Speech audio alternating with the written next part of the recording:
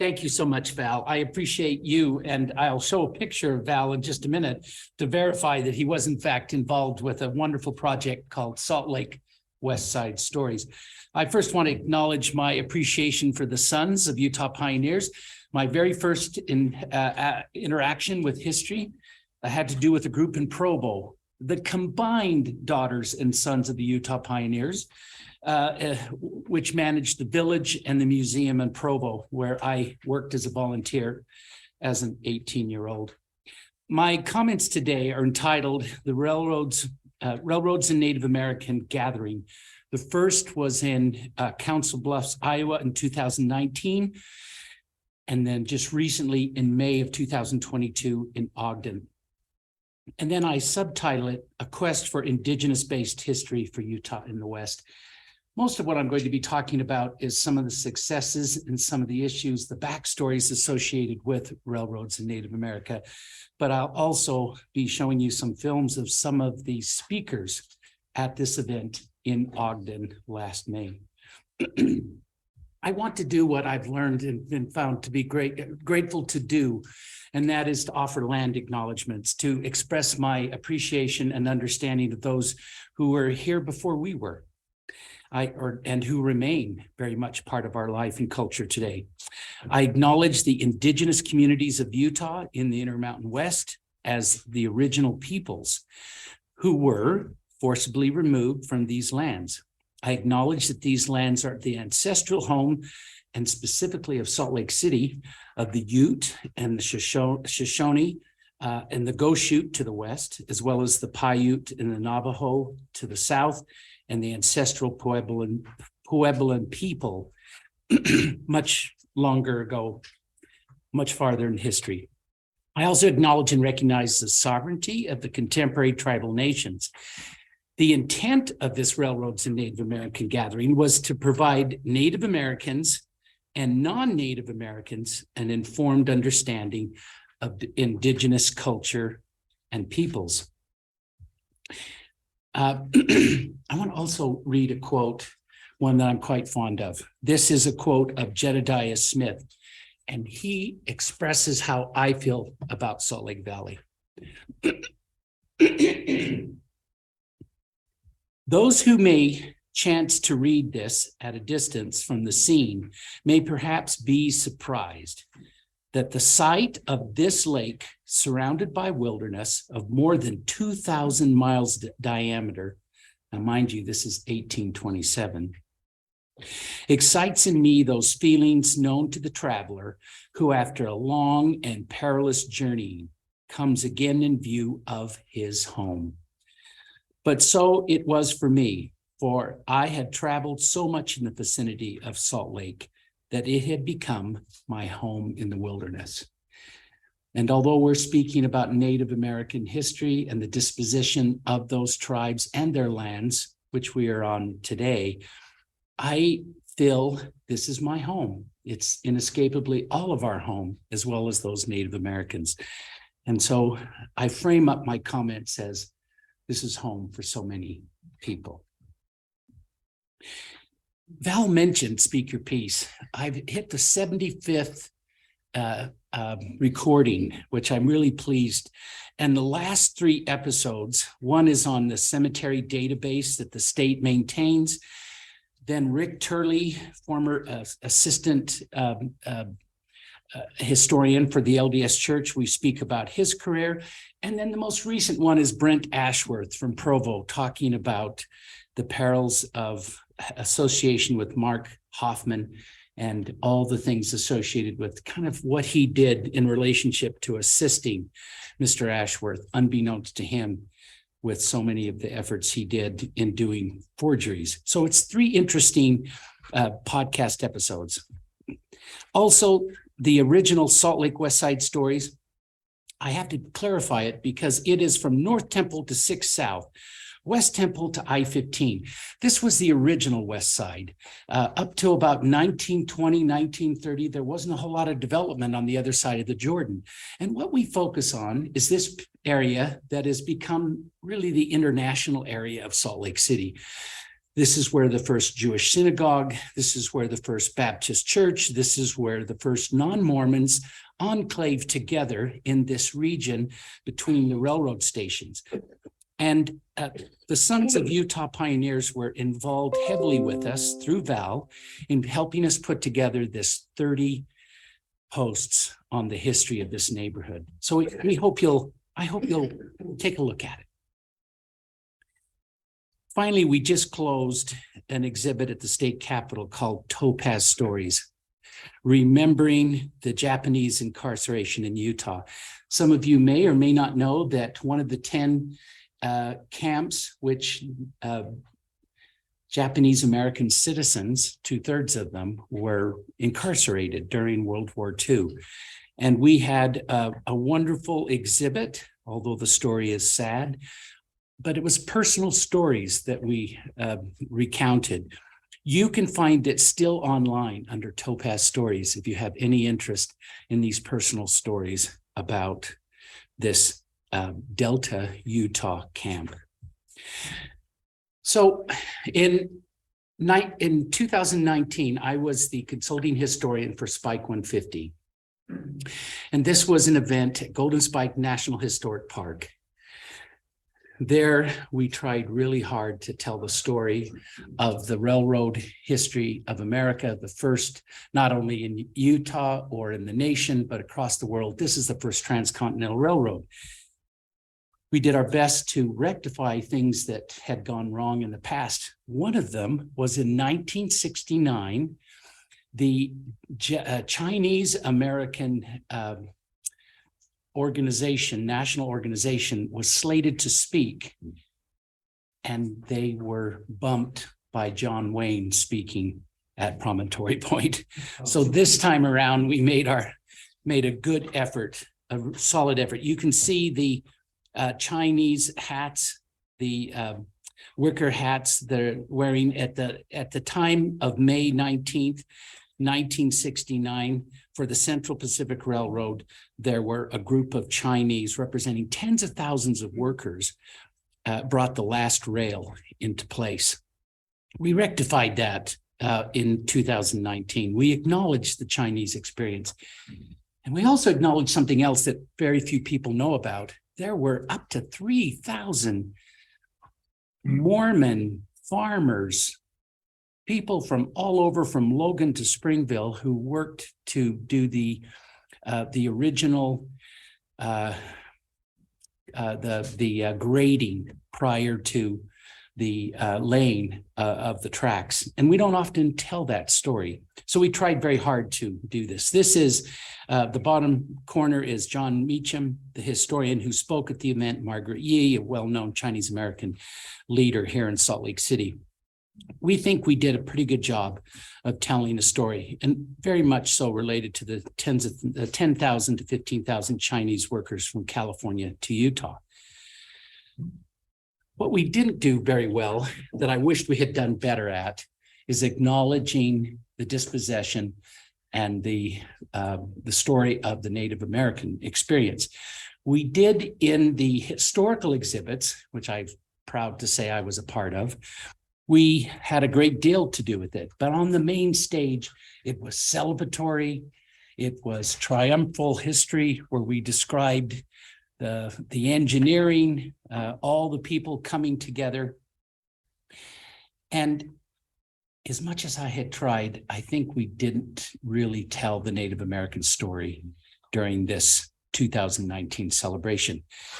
And I found out later in Council Bluff, a group of tribal and National Park Service and a curator from the Union Pacific Museum thought it best to do some rectifying, to tell the story of the Native American experience in its relationship to railroads.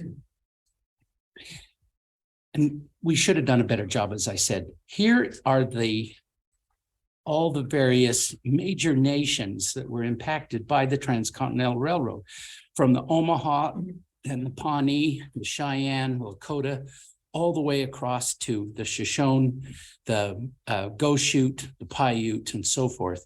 As you can see, there were many nations that were disrupted during the Western experience, during the whole march of American European people moving across the West. This is a story that is oftentimes not told terribly appropriately. We tend to treat the story of Native Americans as if it's part of the natural history, as if we understand the Native Americans and we think of them in the same ways as the mountains and streams, that they were some part of the natural story, but not necessarily a human story. And we've begun to rectify that. We've tried to clarify and make clear that the Native American story is of nations, not just in people here and there, but very much large nations that we dispossessed in our efforts of building the railroad and even what we did here in Salt Lake City. Just recently, an effort at the University of Utah has been to try to map out and make clear all the people and where they were that were Native Americans before settlement and after. And as you can see here, there's a whole lot of overlap. Can you see the Great Salt Lake? There's the Shoshone-Bannock, the Ute, and so forth. You can see just how they overlapped. Now, here is the Mormon colonization of the West. Now, if you look carefully, you can see the outlying borders of the kind of Latter-day Saint development that we did. And then I just want to impress the point, there it is, prior nations here. Where's Salt Lake on this map? Oh, okay. Thank you for the question. Let's see.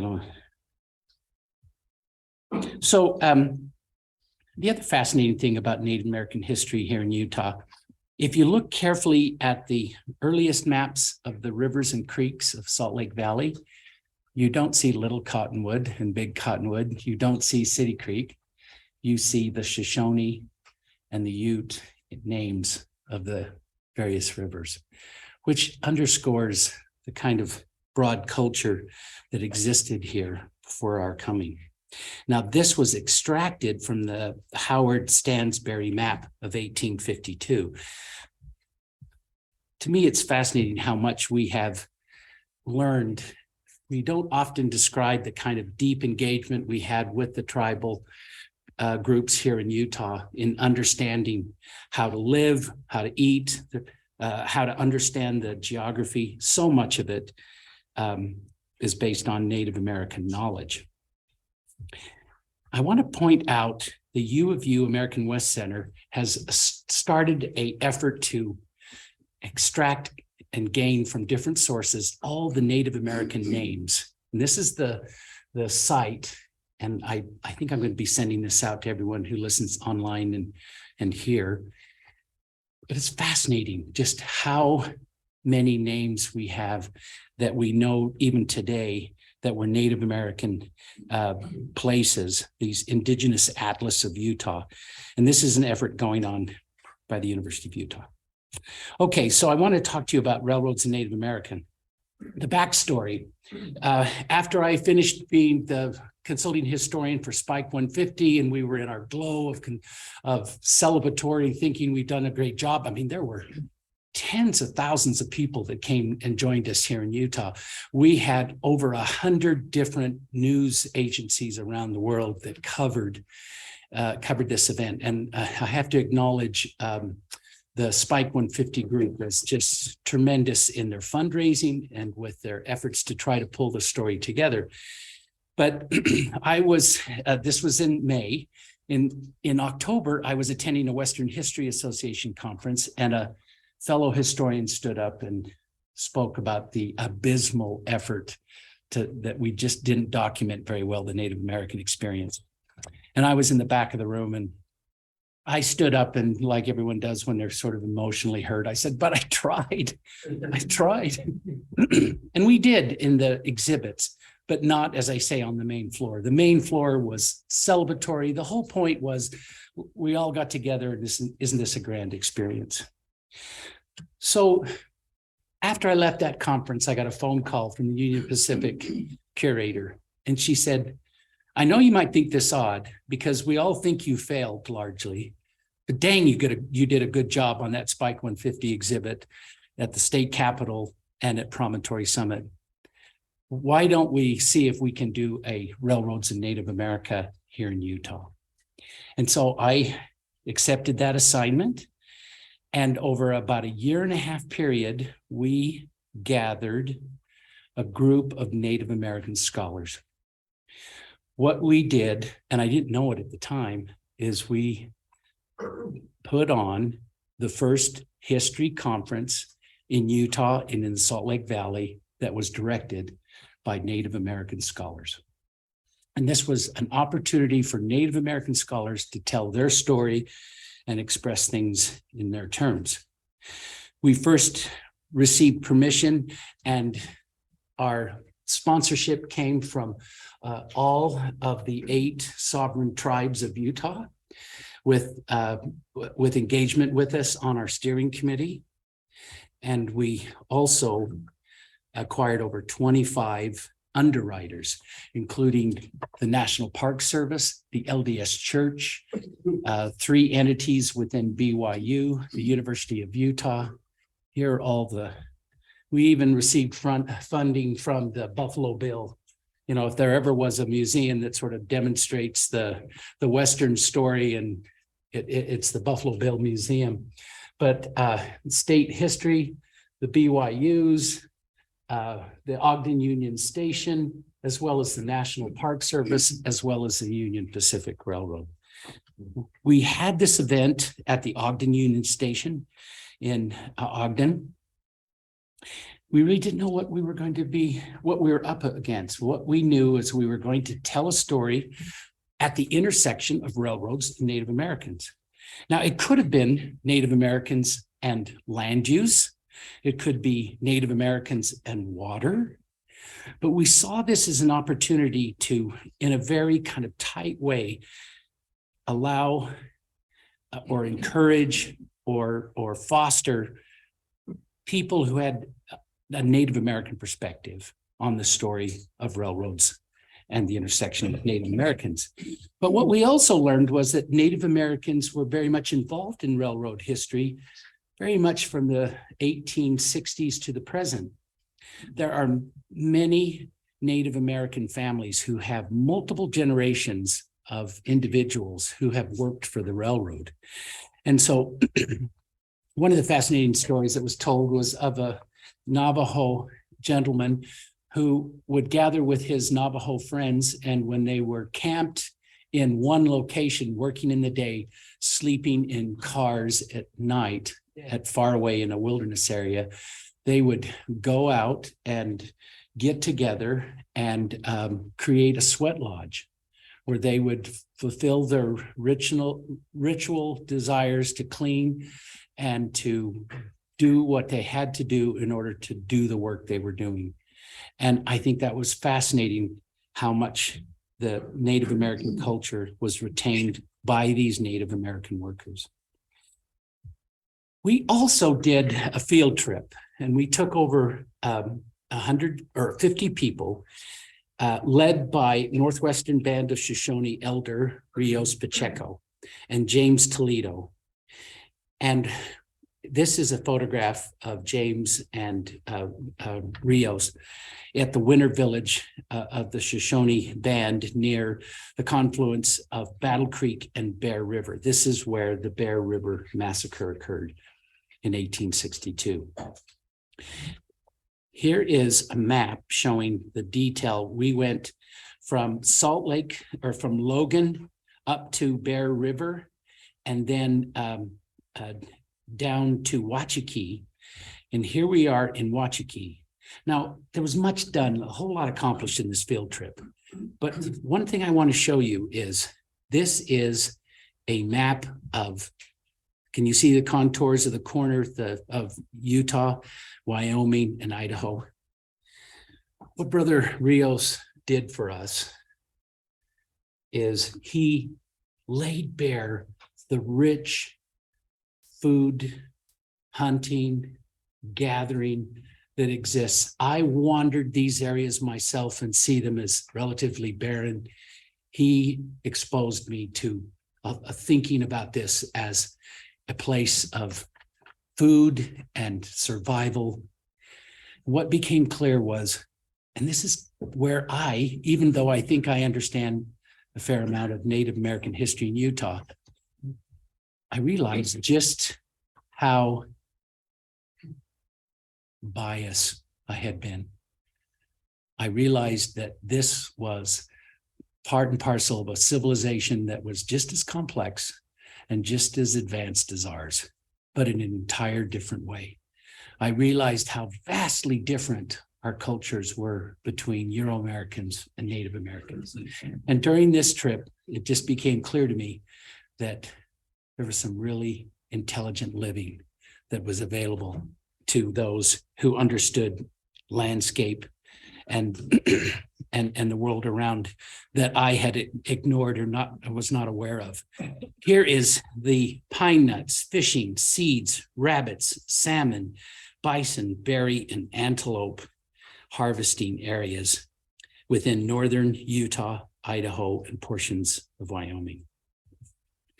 So it was a wonderful opportunity to understand a Native American experience led by Native American elders. And fortunately, I was a facilitator. I just made sure all the railroad trains kept going and got on time, but otherwise I got out of the way. And I had a wonderful time leading this or working with this conference. We also spent a day and a half in Ogden, and we had people who spoke online as well as in person.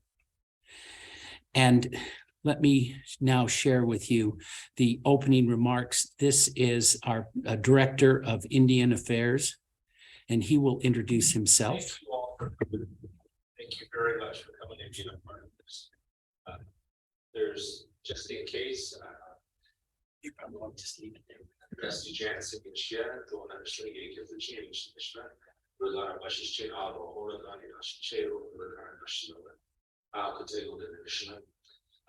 Just in case there's any analysis out there, just in case I'm related to any of you, that's me. Okay. You like to do that, and make sure that we extend that relationship and recognize that relationship. I also teach at Utah Valley University, and if it looks like I have Native students in my classes, I introduce myself that way. And a couple of times I'll have students come up to me and say, "Hey, Professor Jansen, you're my Che, you're my grandpa." You know, like, man, I'm only 47. Come on.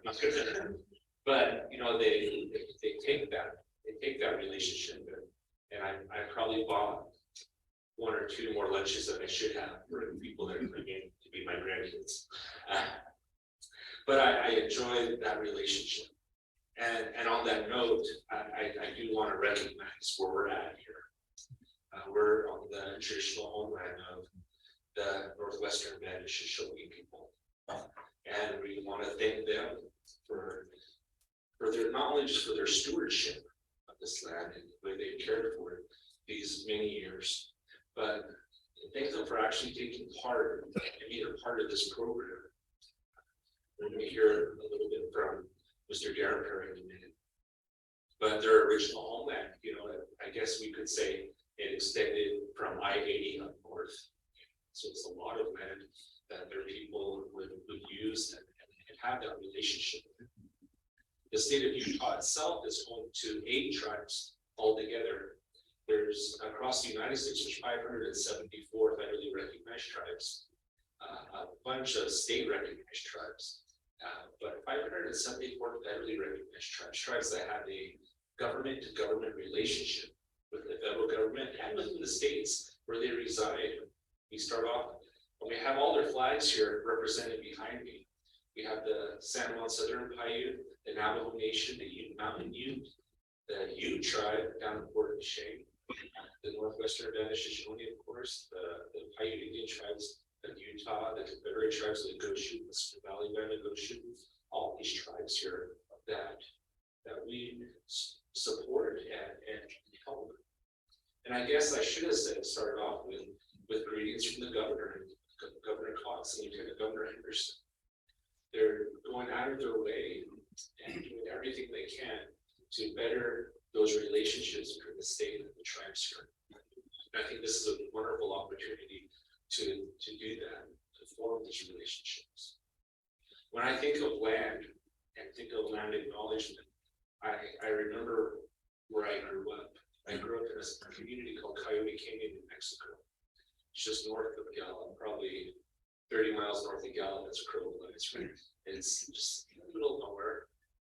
And I remember a lot of things. I remember waking up sometimes there would be wild horses in your yard. If you call it a yard, there's no fences around your house, kicking at our corral, trying to steal our horses. Or even worse, somebody's sheep show up and all these little goats are playing with your cars, little tiny dents in your car. And my dad just go crazy. But probably more than anything, I remember the smell of the land and vegetation right before it rains. It was so strong, and I miss that really bad. I miss playing outside with my cousins and then just that aroma hitting me. You're like, oh man, we better go when it's going to rain. It was so strong. So just an idea of the one who introduced us to this conference. Now, this is Darren Perry, who was the former chief of the Northwest Band of Shoshone. And this is just a portion of his keynote address. In 1869, the Comanche chief Tessoe was reported to have told Sheridan, "Me, Tessoe, me good Indian." To which Sheridan famously replied, "The only good Indians I ever saw were dead." But General Sheridan acknowledged the role that the road played in changing the face of the American West. And in his annual report of the general to the U.S. Army in 1878, he acknowledged for the first time that the Native Americans were scuttled to reservations with no compensation beyond the promise of religious instruction, basic food supplies, and clothing. Promises, he wrote, that were never fulfilled. And then he said this: "We took away their country, their means of support. We broke up their mode of living and their habits of life. We introduced disease and decay among them. And it was for this and against this that they made war. Could any one of us expect less? Then why wonder at Indian difficulties?"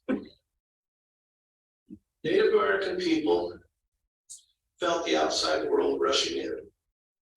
Red Dog, a Sioux chief, while visiting the U.S. commissioners in Washington, D.C., said that when he was there in Washington, he did not pull a twig from a tree or disturb anything.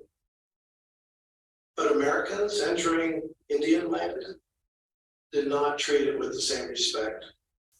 "This is our country," he said. "And when white men come into it, it makes our hearts beat faster."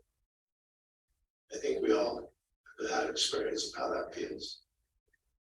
By the end of the 19th century, the United States had achieved Thomas Jefferson's goal in building a republic from ocean to ocean, accompanied and abetted time and time again by lethal epidemics. American expansion to the Pacific brought devastation to the populations of the natives in California and defeated and dispossession to Indian nations who just a generation before had dominated their worlds. As the United States, after the Civil War, grew into this great industrial power, it replaced Plains Indians with ranchers and buffalo herds with cattle, compiling Native American people to reservations, to make way for the railroads that united East and West, transported immigrants to Western territories, shipped beef to the Eastern markets, stole native lands, and gave it to the railroad with no right to do so.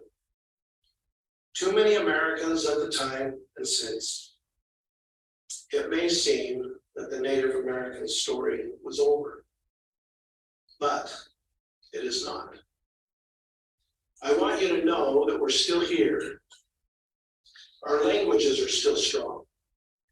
Ceremonies that we've been conducting since the beginning of time are still being held. Our governments are still surviving. And most importantly, we continue to exist as a distinct group in the midst of the most powerful country in the world. Yes, I better get that back. I'll be showing another film. What I'd like to ask you to do at this time, I'm not asking you to not celebrate your pioneer heritage. I'm asking you to include equally the story of other people who have lived in the American West and in Utah. As the senior public historian for the state of Utah, I can say that one doesn't have to take one aside and remove. They all can sit around the table. We can all acknowledge and consider the history of various groups. Here in the next slide, we had an individual from Canada who came and spoke about a railroad that was built that was quite destructive to Indigenous people in this part of Canada. But later, the railroad became the opportunity for economic development, for cultural interaction. And at the end, it was the natives who were working very hard with the Canadian government to keep the railroad running. We also had an individual from Utah State University who spoke about A.J. Russell, the famous Western photographer who shot so many fascinating images of not only the railroad, but also of Utah. We also had an individual who spoke to us about games, people who build these digital games, building historical context, and then telling these game stories through history. And what this individual told us is it was fascinating watching Native American kids getting a card that says, you're a rancher, you do this and that, and then they have to think and behave like a rancher, where the white kids were thinking and behaving like Native Americans, and they all had an opportunity to see the world in a different way. Very fascinating presentation. Let's see, where are we in time? How much time do I have? 15. Okay, I'm going to show you, one of our speakers was an elder from the Bannock Pocatello tribe, and she tells the story of the railroad in a very interesting way. With the changes of railroads, we don't have the steam engines anymore, diesel. They didn't need all of their water supplies. And then when the digital age came to the railroads, they didn't need so many people. So the 1888 right-of-way and all the associated lands and equipments that came with it, they don't need it anymore. And in accordance with that right-of-way, in that formal act, it says, and when any portion thereof shall cease to be used, such portion shall revert to the tribes. And so we called them on it.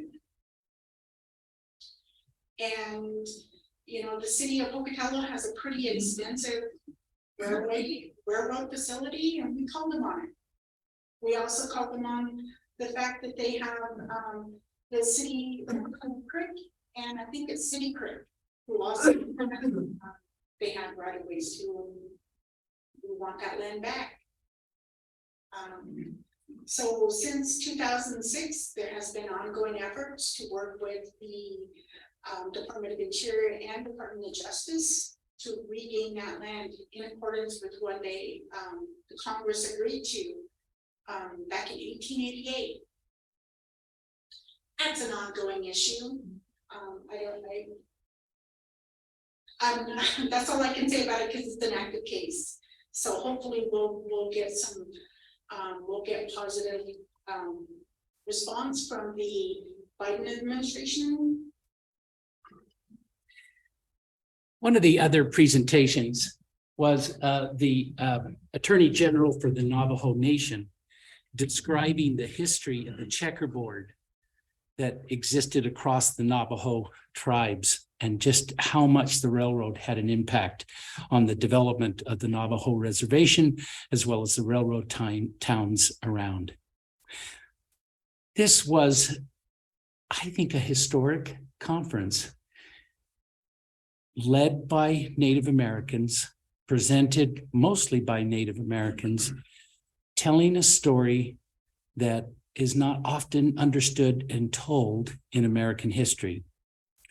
Our next chapter is taking all of these materials and working through small clips that we can use in classes that teach 5th and 7th grade, as well as university history. So I think it was a wonderful accomplishment, if I say so myself. And if you are interested, I urge that you go to indian.utah.gov railroads event recordings, and there you will have all the events, all the keynote speeches, as well as all the presenters. I hope you do, and I appreciate your time today, and I'm happy to accept any questions. Thank you for letting me come and speak to the Sons of Utah Pioneers, Salt Lake Pioneer Chapter. Go back to the previous slide. You bet. Bernard, thank you. So I was fascinated by the map that showed all the food gathering locations, and thought to myself, how much, you know, in the transition of, you know, the elders and stuff, how much of that information is being passed on to the next generations? And is there other opportunities to document that kind of information? So I wondered, is this an annual thing? Is it a one-time thing? And is there a mechanism to gather both kind of historical facts from the tribe? You know, that's a good question.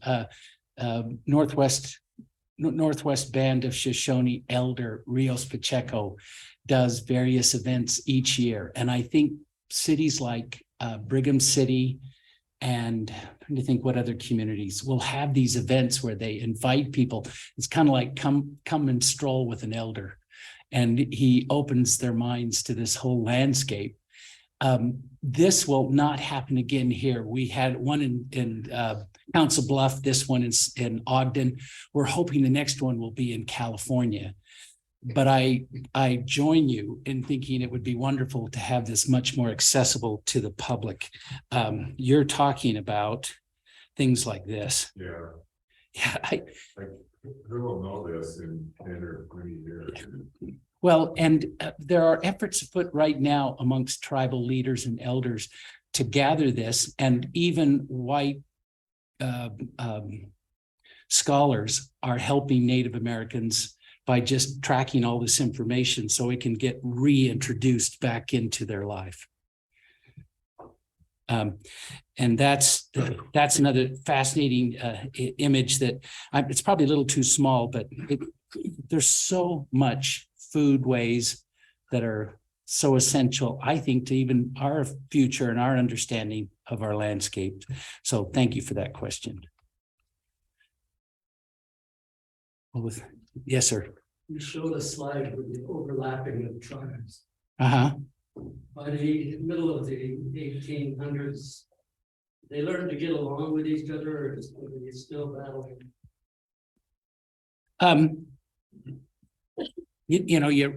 I often think if all the tribes had been unified, we wouldn't be here today. It's the intertribal conflicts and wars that were part of their culture. And landscapes like this would change over time based on, say when the Utes got the horse from the Spanish, they really were able to become the leading Native American tribe. And so their lands altered and morphed based on the kind of tribal conflicts they had. So to answer your question, even to this day, it's fluid.